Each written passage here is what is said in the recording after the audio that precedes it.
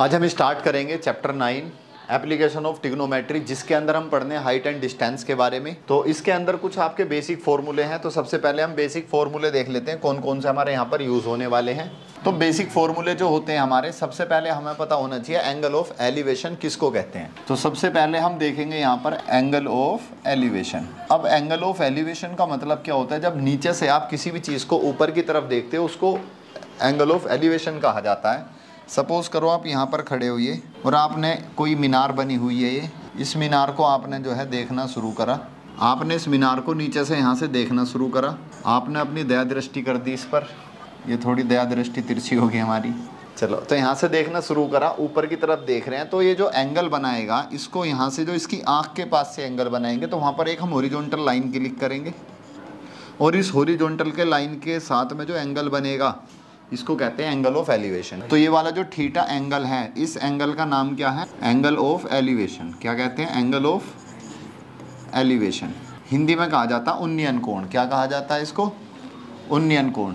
अब बात करते हैं, अब ऐसा थोड़ी है कि हर इंसान नीचे से ही देखेगा, ऐसा भी तो पॉसिबल है कि ऊपर से देख रहे हो। अगर हम ऊपर से देखेंगे, अगर सपोज करो हम यहाँ से ऊपर से देख रहे हैं, कोई ये टावर टाइप बना हुआ है, इस टावर के अंदर कोई इंसान खड़ा है और ये यहाँ से ज़मीन पर देख रहा है कोई चीज़, और यहाँ से जो देखेगा इसका जो एंगल बनेगा।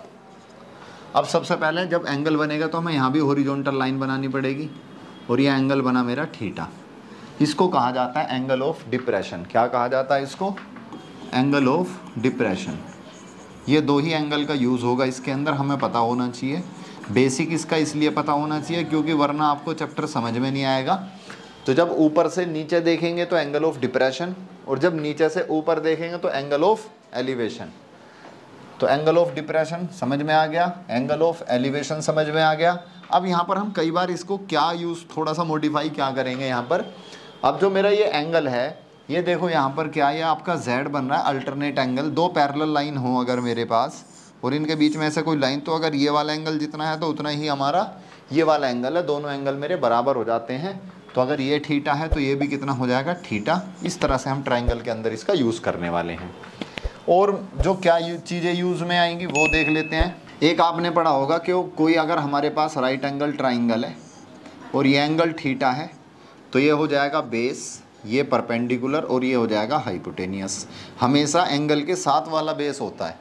अगर मैं इसको ट्रायंगल को ऐसे बना दूँ, सपोज करो मैंने एंगल यहाँ पर ले लिया, तो मेरा बेस अब ये हो जाएगा और ये क्या हो जाएगा? परपेंडिकुलर और हाइपोटेनियस। 90 डिग्री के सामने वाला हमेशा हाइपोटेनियस होता है, बिल्कुल सामने वाला। इस तरह के ट्रायंगल को, जिसके अंदर हमारा 90 डिग्री का एक एंगल हो, इस तरह के ट्रायंगल को हम क्या कहते हैं? इस तरह के ट्रायंगल को हम कहते हैं राइट एंगल ट्रायंगल। क्या कहते हैं इसको हम? Right angle triangle. हालांकि हम जो है इसको पहले भी 8.1 में इनके बारे में अच्छे से पढ़ चुके हैं। तो ये हो गया हमारा राइट एंगल ट्रायंगल। अब और क्या ज़रूरत पड़ेगी यहाँ पर? एक ज़रूरत पड़ेगी, आपने देखा होगा यहाँ पर मुझे साइड का रेशो पता करना हो अगर साइन कोस की टर्म्स में, तो कैसे करूँगा? एक आपने फॉर्मूला पढ़ा है, पाकिस्तान भूखा प्यासा और हिंदुस्तान हरा भरा। ये याद करने की उससे है। तो ये पहला हमारा होता है साइन, अगला क्या होता है? कोस, और उससे अगला होता है टैन। तो अगर मैं देखो टैन को लिखूँगा तो टैन को लिखूँगा परपेंडिकुलर अपॉन बेस, कोस को क्या लिखूँगा? बेस अपॉन हाइपोटेनियस, और इसको साइन को क्या लिखूँगा? Perpendicular upon hypotenuse. तो यहाँ से मेरे पास कुछ ये बन के निकल जाता है टैन का फॉर्मूला जो सबसे ज़्यादा यूज़ होगा। टैन थीटा कितना है? परपेंडिकुलर अपॉन में बेस, परपेंडिकुलर अपॉन बेस। कैसे हम निकालेंगे? सपोज करो मेरे पास ये ट्राइंगल है, ये एंगल थीटा है, ये आपको दे रखा है 5 और ये दे रखा है 12। अब मुझसे टैन की वैल्यू पूछ ली, यहाँ पर किसकी वैल्यू पूछ ली? टैन की। तो मैं यहाँ पर जो टैन की वैल्यू बताऊँगा, टैन थीटा। अब जहाँ थीटा है उसको क्या मानूंगा मैं? बेस। उससे दूसरे वाले को क्या मानूंगा? परपेंडिकुलर। और तीसरे को क्या मानूंगा? हाइपोटेनियस। तो टैन के अंदर ऊपर क्या आएगा? पी। पी की वैल्यू कितनी है? 12। नीचे क्या आएगा? बी। बी की वैल्यू कितनी है? 5। तो टैन की वैल्यू आ गई हमारी 12/5। अब क्या है, कुछ हमें वैल्यूज़ याद होनी चाहिए जो हमारे यूज़ में आएंगी। जैसे tan 30 की वैल्यू बहुत यूज़ आएगी। tan 30 की वैल्यू होती है 1/√3 और दूसरा tan 60 की वैल्यू बहुत ज़्यादा यूज़ में आएगी, ये आपको पता होना चाहिए √3। tan 45 की वैल्यू पता होनी चाहिए, क्या होती है आपकी 1। सबसे ज़्यादा tan की आएंगी, साइन कोस की भी हम देख लेंगे, फिलहाल हम इनको देखते हैं। तो ये कुछ बेसिक सा है जो हमें जो हमारे क्वेश्चंस के अंदर यूज़ होगा, ये आपको इतना पता होना चाहिए। अब चलते हैं हम अपने सवाल की तरफ। तो पहला सवाल है, एक सर्कस का आर्टिस्ट है, a circus artist is climbing a 20 metre long rope. तो सर्कस का हमारा एक कोई खिलाड़ी है जो सर्कस में करतब करता है, वो चढ़ रहा है 20 मीटर लंबी रस्सी पर। सपोज करो मेरा एक खंबा है और मैंने यहाँ 20 मीटर लंबी एक रस्सी बांध दी और ज़मीन में इधर इसको गाड़ दिया किसी चीज़ में, देखा है ना ऐसे। अब इसके ऊपर वो चढ़ते हुए जाता है ऐसे लटक के। तो 20 मीटर लंबी हमारी रस्सी है और यह इस खंबे से किसी चीज़ से बांधी हुई है, which is tightly stressed and tight from the top of a vertical pole. ऊपर जो हमने वर्टिकल पोल है हमारा, इससे टाइट कर दी है और उसके बाद नीचे हमने उसको ग्राउंड पे भी फिक्स कर दिया है। आपसे पूछा गया है find the height of the pole. आपको इस खंबे की ऊंचाई बतानी है, इसकी ऊंचाई बतानी है, और angle made by the rope with the ground level is 30 degree. जो ये रोप यानी रस्सी है जो ग्राउंड के साथ में एंगल बना रही है वो 30 डिग्री का बना रही है। ये बात समझ में आ गई। कुल मिला गए इस सवाल के अंदर कुछ इस तरह से है, देखो मैं समझाऊँ आपको। जो पहला सवाल है हमारा, तो ये है कुछ इस तरह से कि ये हमारे पास कोई पोल है, ये क्या है हमारे पास खंबा है, यहाँ पर हमारा ये 20 मीटर लंबी रस्सी बंधी हुई है, ये 20 मीटर लंबी क्या है रस्सी बंधी हुई है। हमसे इसकी ऊंचाई पूछी है कितनी h, और ये जो एंगल है वो कितना दे रखा है हमारा 30 डिग्री। क्या है, तो सबसे पहले हम जो खंबा है उसकी ऊंचाई मान लेंगे कुछ। लेट हाइट ऑफ पोल, खंबे की ऊंचाई कितनी मान ली हमने h मीटर, कितनी मान ली h मीटर, अपनी तरफ से मान ली हमने। अब रस्सी की लंबाई 20 दे रखी है, जैसे सवाल में आपने देखा था यहाँ, ये कितनी दे रखी है 20, और इनके नाम दे रखे हैं ABC, और एंगल कितना दे रखा है आपका 30 डिग्री। तो एंगल 30 डिग्री हो गया, ये नाम हो गया हमारे ABC। अब मुझे ये निकालना है, क्या निकालनी है हाइट। ये एंगल कहाँ बन रहा है इस पर, तो ये क्या हो गया मेरा बेस, ये बेस हो गया ना एंगल वाला, मैंने पहले ही बताया था जिस पे एंगल बनेगा वो बेस। और ये वाला क्या हो गया बताओ, ये परपेंडिकुलर हो गया, और ये क्या हो गया, ये हाइपोटेनियस हो गया। ये बात तो समझ में आ गई होगी। अब क्या है, परपेंडिकुलर और हाइपोटेनियस किसके अंदर आते हैं, अब मुझे ये भी चेक करना है।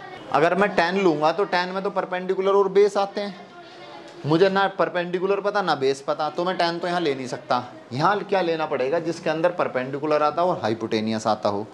इसके अंदर मैं साइन कोस tan में से कौन सा लूँगा, जिसके अंदर परपेंडिकुलर आता हो और हाइपोटेनियस आता हो। अब हमने अभी देखा था पाकिस्तान भूखा प्यासा और हिंदुस्तान हरा भरा। पहला क्या आता है साइन, दूसरा कोस, तीसरा tan। तो परपेंडिकुलर और हाइपोटेनियस किस में आते हैं बताओ, साइन के अंदर। तो मैं यहाँ साइन थीटा का यूज़ करूँगा, तो साइन 30 पहले लिख लेंगे इन ट्राइंगल ABC। कौन से त्रिभुज में, ट्राइंगल ABC में, ABC नाम है ना इसका। तो साइन 30, साइन क्या हो जाएगा, साइन का फॉर्मूला क्या है, परपेंडिकुलर अपॉन में हाइपोटेनियस। पहले इसको ऐसे लिख लो, और आप साइन थीटा क्या होता है, परपेंडिकुलर अपॉन हाइपोटेनियस। अब थीटा कितना रख देंगे हम 30, तो साइन 30 हो गया, और मेरे पास परपेंडिकुलर कितना है बताओ h, और हाइपोटेनियस कितना मेरे पास 20, ऐसे लिख लेना। और इसको अब साइन 30 की वैल्यू क्या होती है, साइन 30 की वैल्यू होती है 1/2। कितनी होती है, ये आपको याद होनी चाहिए, टेबल के अंदर भी बताई थी। अब 20 कहाँ जाएगा यहाँ मल्टीप्लाई में, तो ये हो जाएगा 20/2। इस तरफ क्या बचेगा h, 2 से 20 कैंसिल, 10 टाइम्स। भाई आप 2 का टेबल पढ़ोगे तो कितना आएगा, 10 बार कट जाएगा। तो 10 मीटर कितनी होगी इसकी ऊंचाई, यानी कि आपने इस खंबे की ऊंचाई कितनी है 10 मीटर। तो हाइट ऑफ पोल, बाद में एक लाइन ये भी लिखेंगे साथ में, height of pole is 10 metre. कितने मीटर है 10 मीटर। अब ये मीटर क्यों लगा, क्योंकि यहाँ भी मीटर में ही दे रखी थी मेरा रस्सी की लंबाई, तो इसलिए मीटर में ही आई है। अगर ये किलोमीटर में, सेंटीमीटर में, जिस यूनिट में होती उसी में ये आती मेरी, ठीक है। तो ये था हमारा पहला सवाल, इसको नोट कर लो। तो आज हम करेंगे क्वेश्चन नंबर 2। इससे पहले अभी हम 9.1 का पहला क्वेश्चन कर चुके थे, तो अब देखने वाले हैं सेकंड क्वेश्चन। सेकंड क्वेश्चन के अंदर कहा गया है, एक हमारे पास पेड़ है, a tree breaks due to storm, मतलब तूफान की वजह से पेड़ जो है टूट जाता है आपका, और टूटने के बाद जो ब्रोकन पार्ट है आपका वो बैंड हो जाता है। जो ब्रोकन पार्ट है वो क्या है आपका, बैंड हो जाता है आपका। So that the top of the tree touch the ground making an angle of 30 degree with it. मतलब कुछ इस तरह से है। ये है आपका, देखो यहाँ पर ये हमारा पेड़ है, जो ऊपर वाला हिस्सा है इतना, ये वाला हिस्सा टूट गया ऊपर से, और टूटने के बाद क्या हुआ, टूटने के बाद ये जमीन से मिल गया। ये वाला हिस्सा कितना हुआ, यहाँ से ये जमीन से मिल गया। जब ये टूटेगा, ये आपकी जमीन है, तो यहाँ पर ये जाके मिल जाएगा ऐसे करके। भाई ये वाला हिस्सा जब टूटेगा तो ऐसे जाके जमीन से मिलेगा, और जब जमीन से मिलेगा तो यहाँ पर ये एंगल कितना है आपका, 30 डिग्री है। तो ये कह रहे हैं जब ये जमीन के साथ इसका टॉप टच करेगा तो जो 30 डिग्री का एंगल बना रहा है जमीन के साथ में। अब सवाल में हमसे क्या कहा गया है, the distance between the foot of the tree to the point where the top touch the ground is 8 metre. यहाँ से जो ये पेड़ हमारा ऐसे टूट के जो जमीन से टच करता है, इस टच वाले पॉइंट से, और जो ये पेड़ का जहाँ मतलब जड़ थी, जो फुट था पेड़ का, उसकी डिस्टेंस कितनी आपकी 8 मीटर है। कितनी है, 8 मीटर डिस्टेंस है। तो हमसे कहा गया हाइट बतानी है पेड़ की। टोटल हाइट जो पेड़ की होगी वो ये वाला और प्लस ये वाला हिस्सा जो टूट के मिला है। भाई इसको सीधा करोगे तभी तो टोटल हाइट आएगी हमारे पास। तो मुझे टोटल इसकी हाइट बतानी है, तो हम ये कह सकते हैं टोटल हाइट जो है, पहले इतने हिस्से की हाइट मान लो कितनी है, h1, और इससे जो ऊपर वाला हिस्सा था इसकी हाइट कितनी मान लो, h2। और टोटल हाइट जो होगी मेरी इसकी, let total height of tree capital H मान ली मैंने, बराबर किसके होगी, h1 प्लस h2 के। भाई दोनों को मैं h1 और h2 को ऐड करूंगा तो मेरी क्या होगी, उससे टोटल हाइट मेरी निकल करके आ जाएगी। अब ये बताओ, सबसे पहले मैं h1 निकाल लेता हूँ। क्या निकालता हूँ, h1। अगर मैं h1 निकालता हूँ तो मेरे पास ये ट्राइंगल जो बन रहा है, इस ट्राइंगल का अगर मैं नाम दूँ यहाँ पर आपका A, B और C, तो यहाँ पर जो मेरा ट्राइंगल ये बन रहा है, तो इसके अंदर ट्राइंगल ABC के अंदर ये मेरा परपेंडिकुलर है, ये बेस है, क्योंकि एंगल यहाँ नीचे बन रहा है। जहाँ एंगल बनता है उसको क्या बोलते हैं, हम बेस बोलते हैं। एंगल हमेशा बेस के ऊपर ही बनता है। तो अगर मैं परपेंडिकुलर और बेस की बात करूं तो परपेंडिकुलर और बेस जो मेरा किसके अंदर आता है, ये बताओ, tan के अंदर आता है। परपेंडिकुलर और बेस किसके अंदर आता है, तो ये बताओ, in triangle ABC tan 30 perpendicular upon base. Perpendicular कितना h1 और बेस कितना मेरे पास 8। tan 30 की वैल्यू होती है 1/√3 और मेरे पास h1 अपॉन में क्या आ गया 8। 8 जाएगा यहाँ मल्टीप्लाई में, तो 8/√3 मीटर मेरे पास आ गई h1। यानी कि आधी ऊंचाई तो इसकी लगभग आ चुकी है। जो ये वाला हिस्सा जो खड़ा हुआ है, जो टूटा वो और बताना, h2 और निकालना है।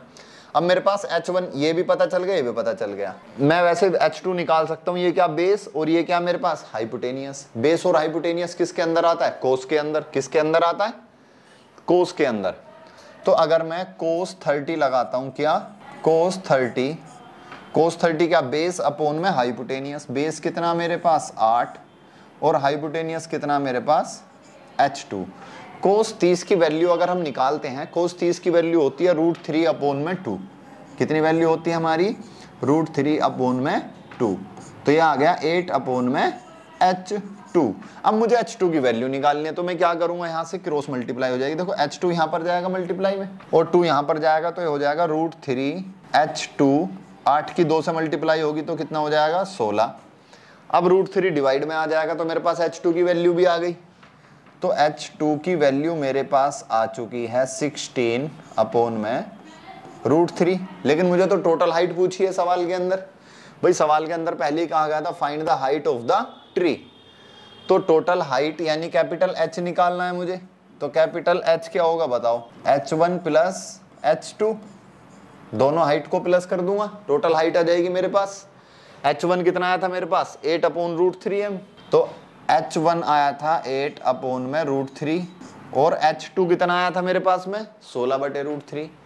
तो ये हो गया मेरे पास 16/√3। अब दोनों के जो है डिनोमिनेटर बराबर है, दोनों के हर बराबर है, तो 16 और 8 कितने हो जाता है मेरे पास 24 अपॉन में कितना आ गया √3। तो ये मेरे पास आ गई टोटल हाइट। अब कभी भी इसको हम जो है ना नीचे रूट में नहीं रहने देते नंबर को, इसका रैशनलाइजेशन करेंगे, परिमेयकरण करेंगे। तो मैं करूंगा क्या, यहाँ पर जो मेरे पास 24√3 है इसमें ऊपर नीचे √3 से मल्टीप्लाई कर लूंगा। √3 से मल्टीप्लाई करने का रीजन मेरा ये है, जब √3 की √3 से मल्टीप्लाई होगी तो 3 बन जाएगा, और नीचे जब मेरा 3 आ गया तो रूट कैंसिल आउट हो गया, डिवाइड में रूट आपका बचा ही नहीं। तो ये हो गया मेरा 24, ऊपर तो √3 ऐसे ही रहेगा, और नीचे का √3 मल्टीप्लाई होगा, कितना बन गया 3। 3 से 24 को डिवाइड करेंगे तो 8 टाइम्स हो जाएगा। आंसर आ गया हमारा 8√3। कितना आंसर आ गया 8√3। मीटर लगाएंगे क्योंकि जो हमें वैल्यू गिवन थी ना वो मीटर में थी। किस में थी वो, मीटर में थी। तो हमारे पास पेड़ की हाइट कितनी आ गई हमारी 8√3 मीटर। यहाँ पर हो गया हमारा ये क्वेश्चन कंप्लीट। एक बार और देख लो, हमारे पास ये पूरा एक ट्री था, पेड़ था, इसके अंदर ये यहाँ से टूट चुका, टूटने के बाद ये वाला हिस्सा ऐसे जमीन से मिल गया। जहाँ ये जमीन से मिला है वहाँ पर ये 30 डिग्री का एंगल बना रहा है जमीन के साथ में, और जिस जगह पर मिला है उसका जो जड़ थी वो 8 मीटर दूर है हमारी। तो कुल मिला के ये था, मैंने इस वाली हाइट को h1 मान लिया, इसको h2 मान लिया। पहले h1 के लिए मैंने परपेंडिकुलर और बेस ले लिए। परपेंडिकुलर बेस मेरा tan में आता है तो यहाँ से h1 आ गया। फिर मैंने बेस और हाइपोटेनियस ले लिया, तो बेस और हाइपोटेनियस कोस में आता है तो यहाँ से मेरा h2 आ गया। फिर h1 और h2 को प्लस कर दिया तो 24/√3 आ गया। अब इसका मैंने रैशनलाइजेशन कर दिया तो नीचे 3 हो जाएगा, वो कैंसिल आउट होगा, 8√3 हमारा आ गया। इसके बाद है हमारा अगला क्वेश्चन।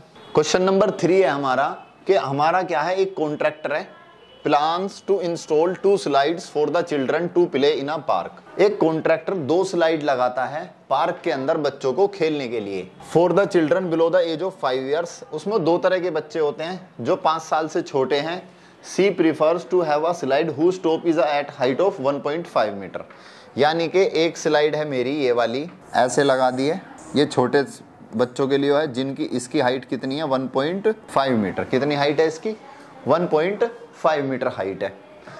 दूसरी स्लाइड देखा नहीं है आपने, ऐसे लगी रहती है स्लाइड, बच्चे ऊपर चढ़ते हैं फिर स्लिप करके आते हैं, इसी को स्लाइड बोलते हैं हम। And inclined at angle of 30 degree. और ये कितने डिग्री का एंगल बना रही है, ये 30 डिग्री का आपका एंगल बना रही है।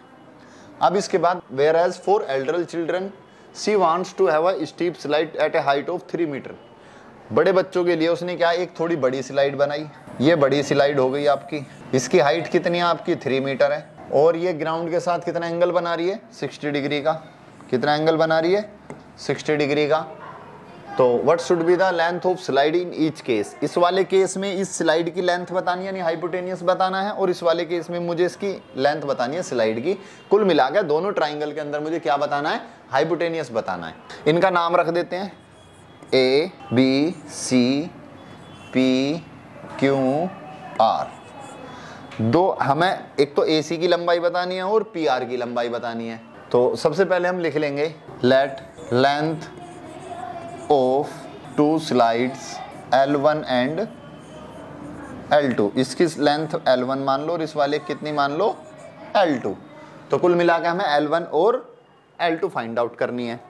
तो सबसे पहले हम क्या है, ट्राइंगल कौन सा ले लें, ABC। तो अगर मैं लेता हूं आपका यहाँ पर इन ट्राइंगल ABC, अगर मैं ABC ट्राइंगल लेता हूं तो आप देखो, ये अब आपको सोचना है कि साइन लगाएं, कोस लगाएं, क्या tan लगाएं।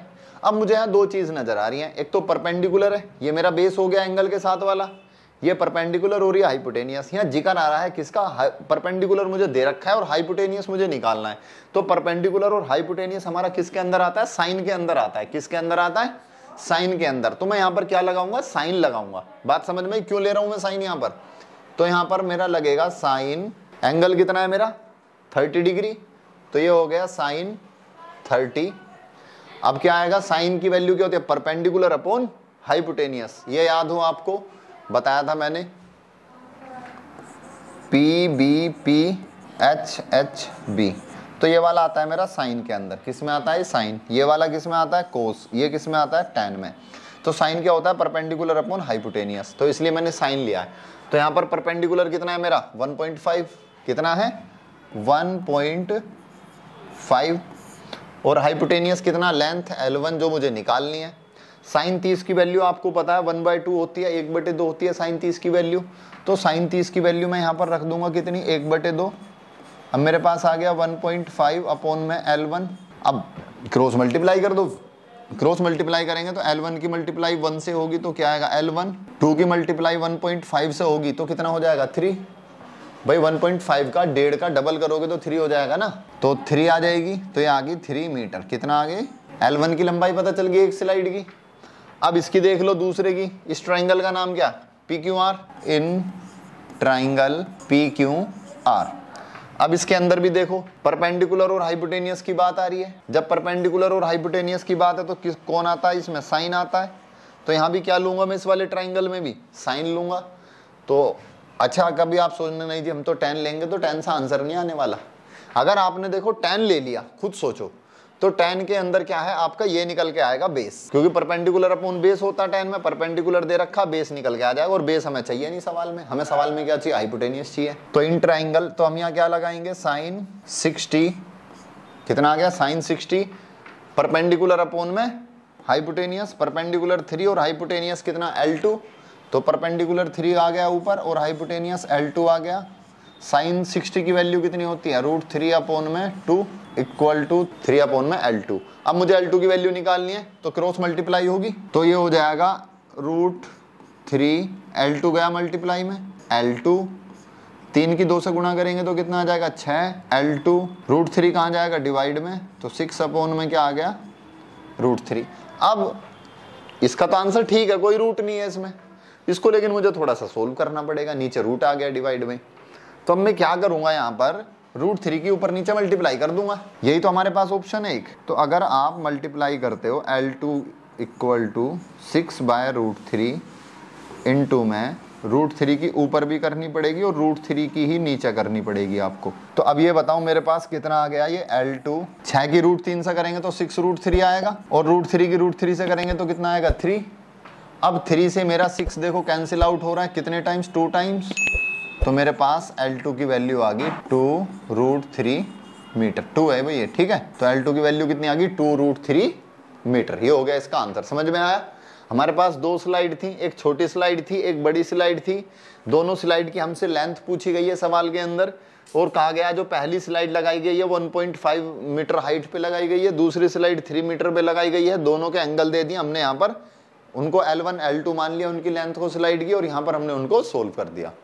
क्लियर है? समझ में आ गया? अब देखो क्वेश्चन नंबर 4 है हमारा, the angle of elevation of the top of A tower from a point on the ground. देखो सबसे पहले क्या हमारे पास एक टावर है, तो हमारे पास ही एक टावर है और एक हमारे पास ग्राउंड पे कोई पॉइंट है। जो ग्राउंड पे पॉइंट है हमारा वो कितनी दूर है? 30 मीटर दूर है। कहां से? टावर के फुट से।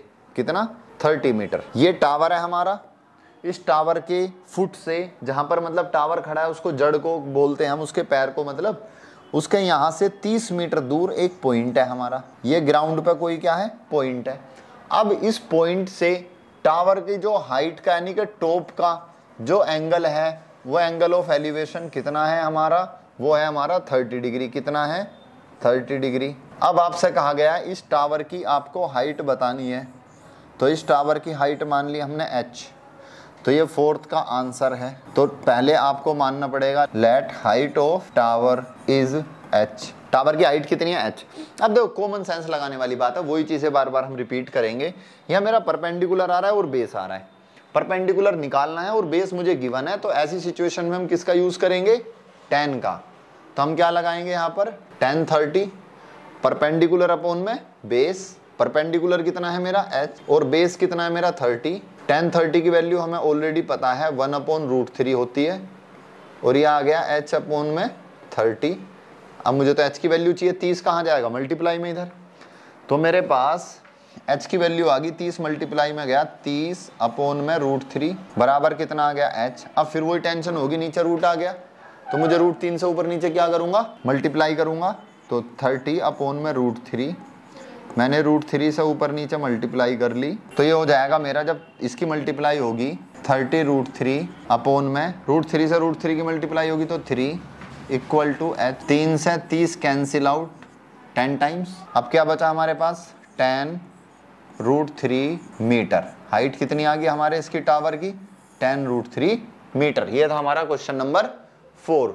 अब देखते हैं हम क्वेश्चन नंबर 5। क्वेश्चन नंबर हमारा जो 5 है हमारे सामने, वो क्वेश्चन नंबर 5 है, a kite is flying at a height of 60 metre above the ground. एक पतंग है वो 60 मीटर की ऊंचाई पर क्या है, उड़ रही है। तो सपोज करो ये हमारे पास एक पतंग है, एक पतंग उड़ रही है हमारी है 60 मीटर की ऊंचाई पर। कितनी ऊंचाई पर उड़ रही है ये, 60 मीटर की ऊंचाई पर। तो यहाँ से इसकी ऊंचाई हमने मान ली कितनी है, ये 60 मीटर। 60 मीटर की ऊंचाई पर पतंग उड़ रही है जी।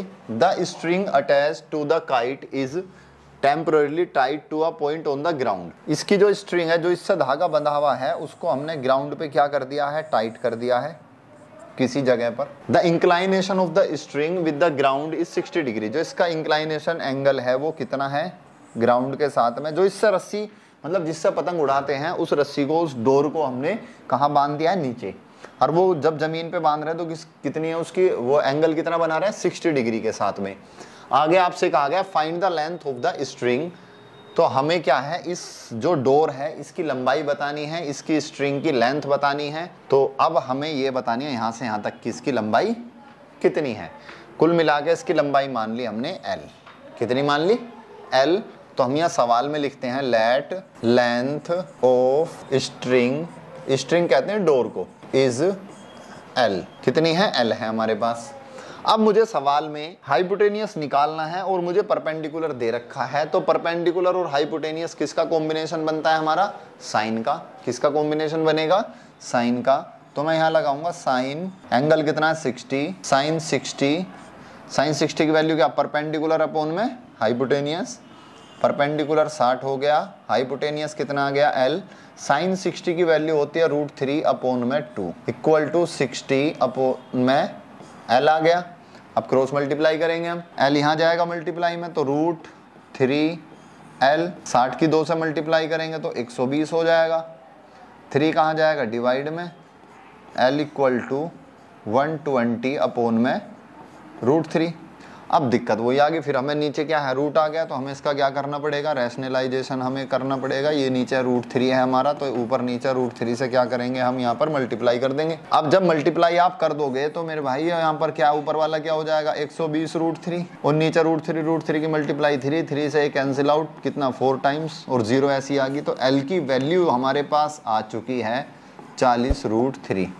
यानी कि आपने पतंग को देखा तो आपने उसकी डोर की लंबाई बता दी। अगर आपको हमें डोर की लंबाई पता हो तो हम पतंग की ऊंचाई भी बता सकते हैं। तो हम कलाकार हैं, हम पतंग को देख के बता देते हैं पतंग की ऊंचाई कितनी है, पतंग कितनी डोरी से लेकर के उसको साथ में उड़ रही है। चलो खैर, ये सवाल था हमारा यहाँ पर, ये 5वां सवाल। तो फिलहाल हमने 5 सवाल अभी इसके सोल्व कर लिए हैं। अगर आपका कोई भी डाउट्स रह जाता है तो आप कमेंट सेक्शन में जरूर पूछिएगा। बाकी अगले क्वेश्चन से लेकर आते हैं हम अगली क्लास में। आज अब स्टार्ट करने वाले हैं 6 क्वेश्चन, और जो 6 क्वेश्चन हमारा 9.1 का, ये काफ़ी अच्छा सवाल है।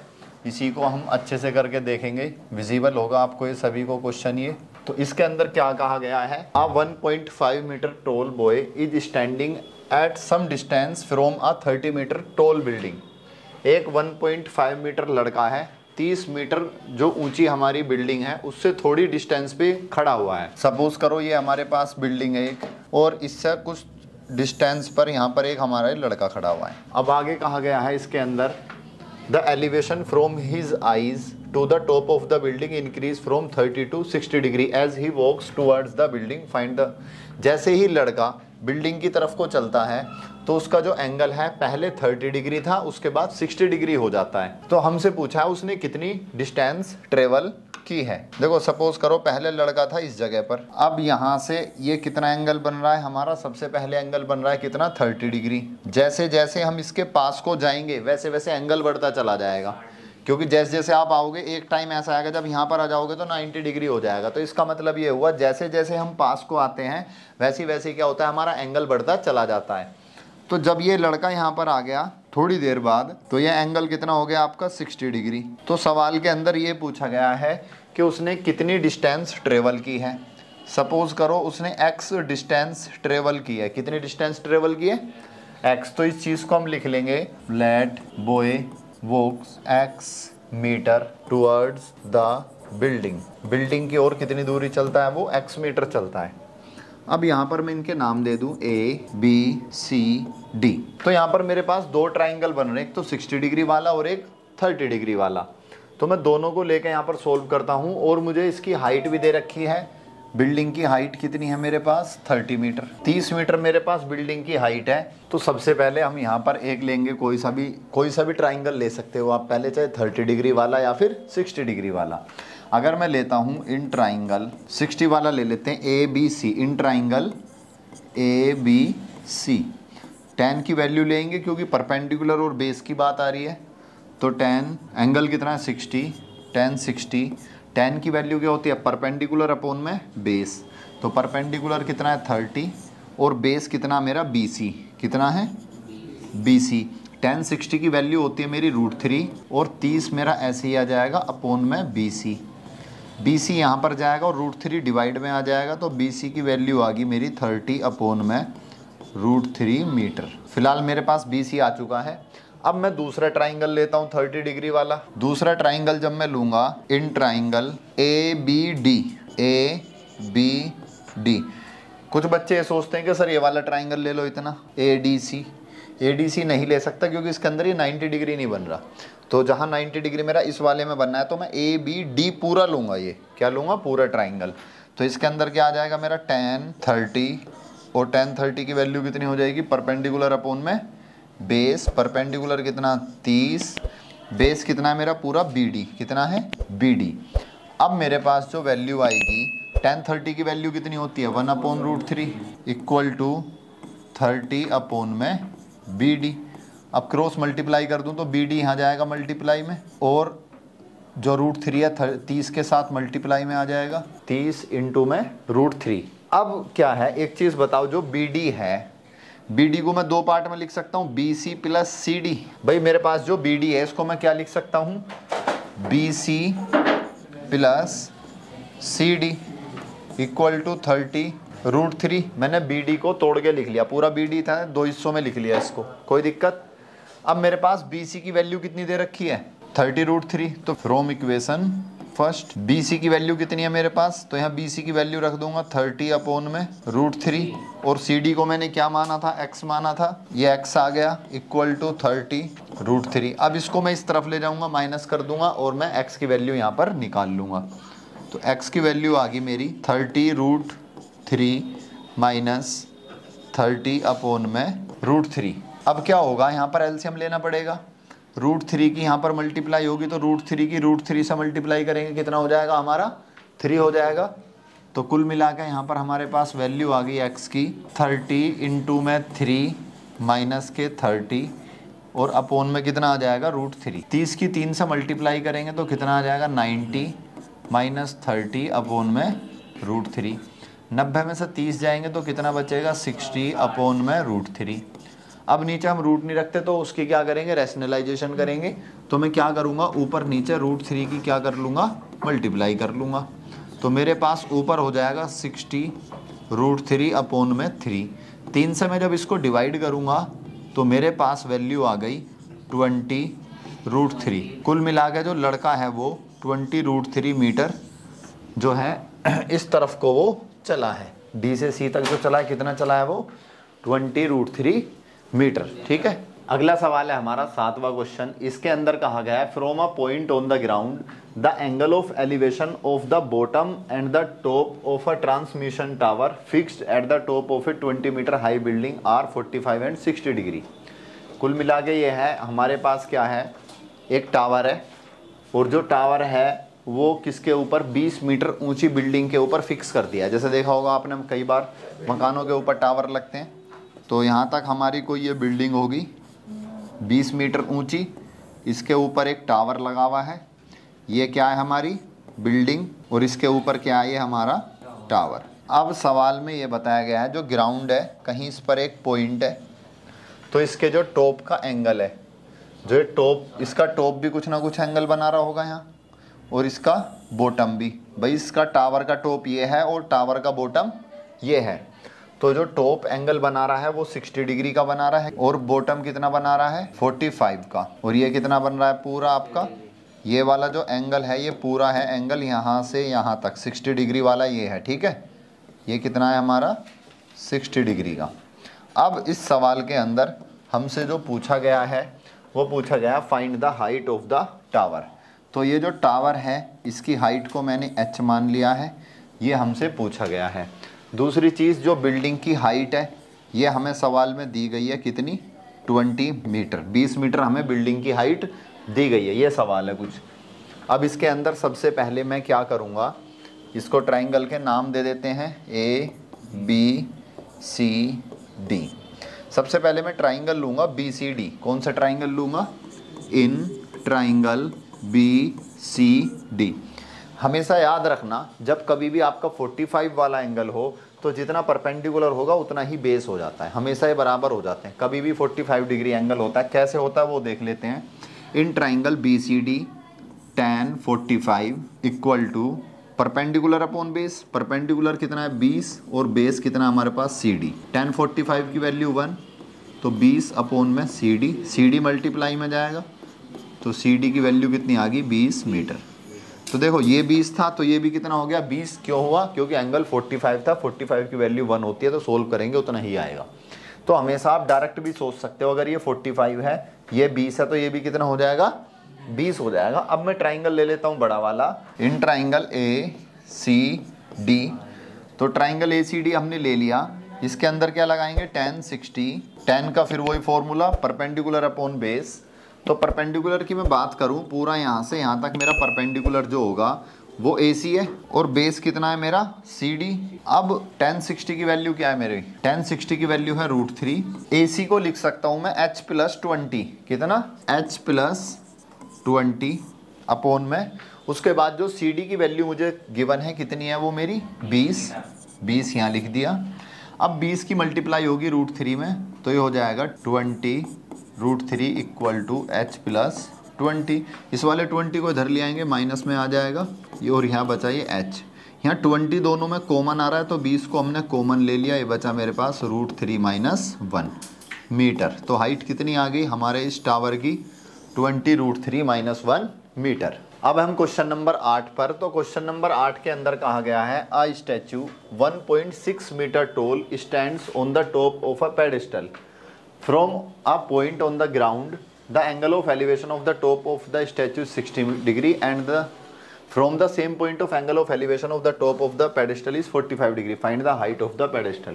कुल मिला के ये है आपका, ये पेडिस्टल है, इसके ऊपर आपका एक स्टैचू खड़ा है ये, और स्टैचू की जो आपको वो दे रखी है हाइट वो कितनी है 1.6 मीटर। कितनी है वो 1.6 मीटर। अब इसके अंदर हमसे कहा गया है कोई पॉइंट है हमारा ग्राउंड पर, ये पॉइंट है हमारा ग्राउंड पर। The angle of elevation of the top of the statue, जो स्टैचू का टॉप है उसका एंगल ऑफ एलिवेशन कितना है 60 डिग्री। इसके बाद from the same point the angle of elevation of the top of the pedestal, pedestal का top ये है, इसका वो एंगल कितना है हमारा 45 डिग्री। ये वाला 60 डिग्री है और ये कितना है हमारा 45 degree. Find the height of pedestal, इसकी हाइट मान ली h। अब ये 45 ये h है तो ये भी h हो जाएगा। अभी मैंने बताई थी ना चीज़ें आपको ABCD। पहले कोई नहीं, छोटा वाला ट्राइंगल ले लेते हैं, उसके बाद फिर बड़ा ट्राइंगल लेंगे। In triangle BCD tan 45 equal to B perpendicular कितना है H अपॉन में CD। tan 45 की वैल्यू 1 तो H अपॉन में CD मल्टीप्लाई में जाएगा तो CD की वैल्यू कितनी आ गई H मीटर। ठीक है जी। अब इसके बाद दूसरा ट्राइंगल ले लो। अब ले लिया हमने ACD, in triangle ACD tan 60 आ जाएगा। tan 60 आ गया तो क्या परपेंडिकुलर अपॉन बेस लगाएंगे। परपेंडिकुलर कितना पूरा हमारे पास AC और बेस कितना मेरे पास CD, और tan 60 की वैल्यू होती है √3 और AC की वैल्यू पूरी कितनी है H+1.6 बाई 1.6 तो यहाँ तक है ना, तो पूरी वैल्यू कितनी आ गई 1.6 प्लस के H, और CD की वैल्यू भी कितनी है हमारे पास H, तो ये भी H आ गई। अब H की मल्टीप्लाई होगी तो √3 H इक्वल टू 1.6 प्लस के H, H इधर आके माइनस में आ जाएगा तो √3 H माइनस के H equal to 1.6। H common आ गया तो ये कितना बचेगा √3 - 1 इक्वल टू 1.6। अब ये √3 - 1 जाएगा इसके डिवाइड में, मुझे तो हाइट निकालनी है ना, तो H इक्वल टू 1.6 अपॉन में √3 - 1। अब नीचे हम रूट नहीं रखते तो इसका रैशनलाइजेशन करना पड़ेगा।